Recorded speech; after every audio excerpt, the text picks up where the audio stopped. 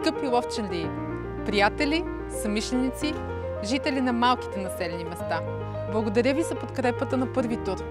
За мен тя значи много. Обръщам се към тези, които искат град Ловеч да е едно по-добро място за живеене.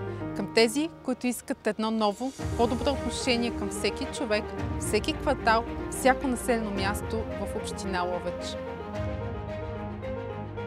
Място, което е изключително подходящо за парк на открито и така необходимите спортни съоръжения и инфраструктура за нашите съграждани. Ще работим за осъществяването на този проект. Това е най-големия квартал в нашия град. Виждате, че тук усилено се работи. Голяма част от водопреносната мрежа в квартала вече е сменена. Аз и моят екип се ангажираме този проект да бъде доведен до своя край. Ангажираме се аз и моят екип да продължим и с междублоковите пространства, да създадем повече детски площадки и повече места за отдих. Път в изключително лошо състояние и, за съжаление, не е единственият такъв в нашата община. Поддържането на пътната инфраструктура е приоритет за мен и мой екип.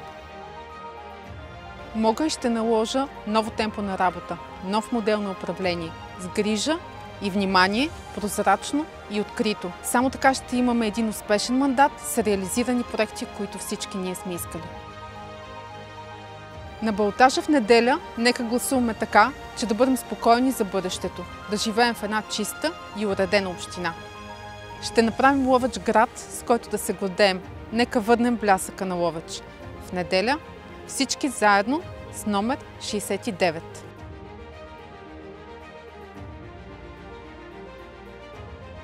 Купуването и продаването на гласове е престъпление.